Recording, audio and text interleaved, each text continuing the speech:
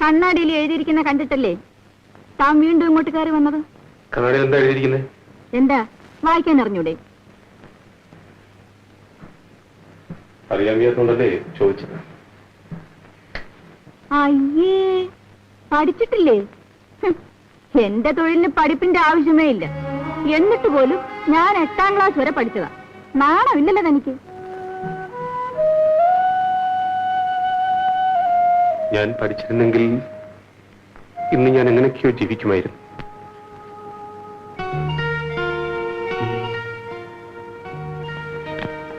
ആ, പഠിച്ചില്ലെങ്കിൽ ഇപ്പോഴെന്താ? അതുകൊണ്ടായിരിക്കും തനിക്കൊരു നല്ല മനസ്സ് ദൈവം തന്നത്.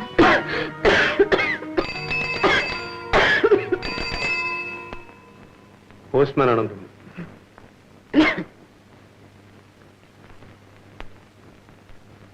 ഓ,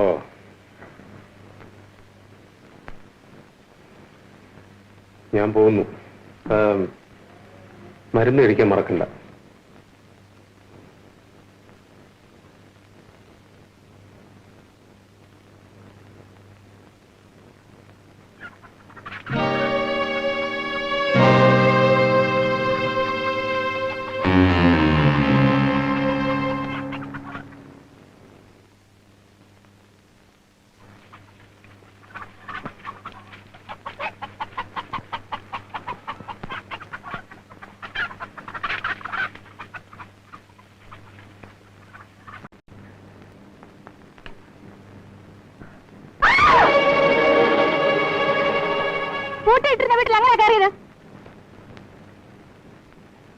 ഇതൊക്കെ എന്റെ നിത്യതൊഴിലാ. എന്തിനിങ്ങനെ കയറി വരുന്നു? ചിത്ര നാശമായി പോയല്ലോ. ഞാൻ ഇപ്പോഴും അതിനൊന്നും അല്ല വന്നേ. പിന്നെ എന്തിനു വന്നെന്നാ ചോദിച്ചത്? എന്റെ മനസ്സിലൊരു സുഖവുമില്ല. ആരുടെങ്കിലും കുറച്ച് തുറന്ന് സംസാരിക്കണമെന്ന് തോന്നി. ആഹാ, തനിക്ക് കുമ്പസാരിക്കാൻ എന്നെയാണോ കിട്ടിയത്? എനിക്ക് വേറെ ആരുമില്ലല്ലോ മാലതി. അതിനിപ്പോ ഞാനെന്താ വേണം? ഇതിപ്പോ കൊത്തി കൊത്തി മോത്തിക്കറി കൊത്തുകയാണല്ലോ. മതി മതി, എണീക്കൂ. ഇതൊന്നും ഇവിടെ പറ്റത്തില്ല. വേറെ സ്ഥലം നോക്ക്. എണീക്ക്. എണീക്കാനാ പറഞ്ഞത്. ശേഷം മാറിയല്ലോ.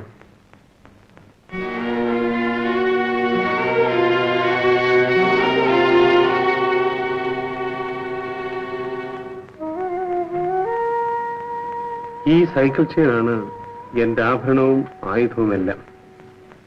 കൂലിക്ക് ആളെ തല്ലുക, മീറ്റിംഗ് നടക്കുന്നിടത്ത് ബഹളമുണ്ടാക്കുക, സോഡ ബോട്ടിൽ പൊട്ടിക്കുക. എന്തൊരു വൃത്തികെട്ട ജീവിതമാണ് എന്റെ. ജീവിക്കാൻ വേറെ ഒരു മാർഗവും കണ്ടില്ലേ? ഏത് ദുഷ്ടനാ തന്നെ ഇതൊക്കെ പഠിപ്പിച്ചു വിട്ടത്? രാഷ്ട്രീയം. മാലതിക്കറിയാം, ഇവിടുത്തെ ചില പ്രമുഖന്മാർക്ക് എന്നെ പോലുള്ള തെമ്മാടികളെ അത്യാവശ്യമാണ്. കേവലം വയറ്റിപ്പഴപ്പിന് വേണ്ടി മനുഷ്യന്റെ ജീവനോടാണോ കളിക്കുന്നത്? അടികൊണ്ട് അവര് പിടയുമ്പോൾ തന്റെ മനസ്സിൽ സാധാരണ തോന്നാറില്ലേ? ഇത്രയും കാലം എന്റെ മനസ്സ് മരവിച്ചു കിടക്കുകയായിരുന്നു. പക്ഷേ ഇന്ന് ഞാൻ കാരണം ഒരാൾ മരിച്ചു. എന്താ? ആരെങ്കിലും കൊന്നോ? ഒരു ഫാക്ടറിയിൽ മുതലാളിയും തൊഴിലാളികളും തമ്മിലുള്ള സമരം കുറെ കാലമായി നടന്നുകൊണ്ടിരിക്കുകയായിരുന്നു. യൂണിയൻ നേതാവ് കേശവൻ ഒരു ദിവസം സൈക്കിളിൽ വന്നുകൊണ്ടിരുന്നപ്പോൾ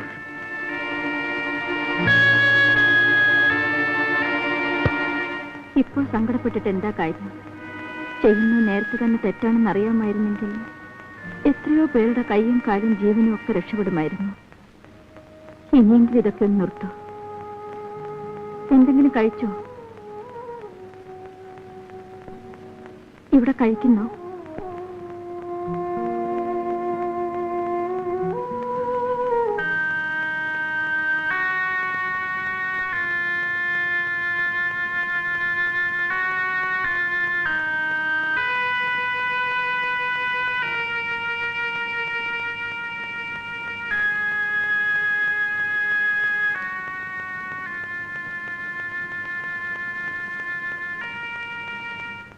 എന്താ ഒന്നും കഴിക്കാത്തത്?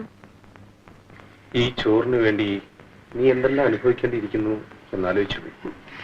ഇതെല്ലാം ഇപ്പോൾ ആലോചിക്കേണ്ട വല്ല കാര്യമുണ്ടോ? കഴിക്കൂ. അമ്മീശ കണ്ടില്ലേ? 1 കിലോ ചോറ് വേണ്ട. കുന്തം വേണം. ഇല്ല. 1/2 കിലോ.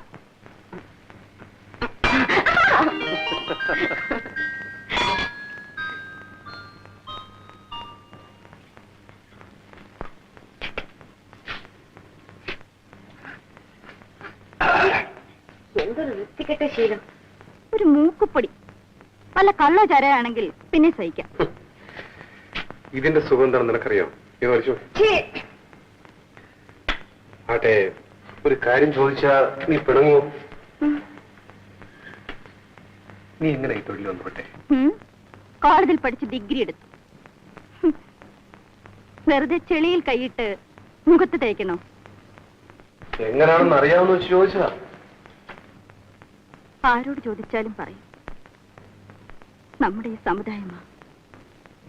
എന്റെ അച്ഛൻ മരിച്ചിട്ട് ദിവസങ്ങൾ പോലും ആയില്ല. എന്റെ അമ്മയ്ക്ക് തനിച്ചു കിടക്കാൻ വയ്യാതായി. ഒരു ദിവസം എന്നെ തനിച്ചാക്കിയിട്ട് അവരുടെ ഒരു കാമ്പന്റെ കൂടെ ഇറങ്ങിപ്പോയി. 16 വയസ്സേ അന്നെനിക്കുണ്ടായിരുന്നു. പക്ഷേ എന്നിൽ കണ്ട സ്ത്രീരൂപം പലരെയും ആകർഷിച്ചു തുടങ്ങി. അയ്യോ, എത്ര എത്ര സഹതാപികളായിരുന്നെന്നോ എനിക്കെന്നുണ്ടായിരുന്നത്. പുതിയ പുതിയ അച്ഛന്മാര്, അമ്മാവന്മാര്, ചേട്ടന്മാര്. ഇന്നിതാ 6 കൊല്ലമായി സർവീസ് തുടങ്ങിയിട്ട്. 22 വയസ്സായി എനിക്ക്. ഉള്ളു തുറന്ന് സംസാരിച്ചോണ്ടാ ഉള്ള വയസ്സ് പറഞ്ഞത്. മറ്റുള്ളവരോട് പറയുന്നത് 18 10 രൂപയുടെ കൂടുതൽ കിട്ടുമല്ലോ. നീ എപ്പോഴെങ്കിലും ജയിലിൽ പോയിട്ടുണ്ടോ? ഒരു പ്രാവശ്യം. എത്ര കാലം മാപ്പ് കിടന്നു? 3 മാസം. പ്രതിക്കൂട്ടിൽ തലയും കുനിച്ച് നിന്നിരിക്കണം. ഞാനെന്തിനു തല കുനിക്കുന്നു? പിന്നെ തല കുനിച്ചത് ജഡ്ജിയായിരുന്നു. അതെന്താ? കുറ്റബോധം അങ്ങേർക്കുണ്ടേ. വയറ്റിപ്പിഴപ്പിന് വേണ്ടി തൊഴിൽ ചെയ്തവളെ ശിക്ഷിക്കേണ്ടി വന്നല്ലോ എന്നോർത്ത് തന്നെ. അതെ, മാലതി പറയാറുണ്ടല്ലോ, ഈ തൊഴിൽ നിനക്ക് അവസാനിപ്പിച്ചൂടെ? എന്നിട്ട് ജീവിതമാർഗം? ഞാനുണ്ട്. മനുഷ്യരുടെ കൈയും കാലും വെട്ടി ജീവിക്കാമെന്നോ?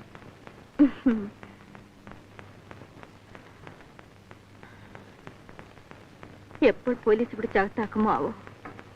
എന്നിട്ട് ഞാനും കൂട്ടിന്.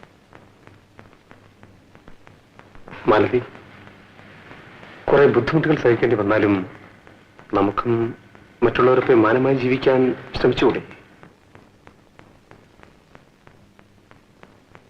മാലതി?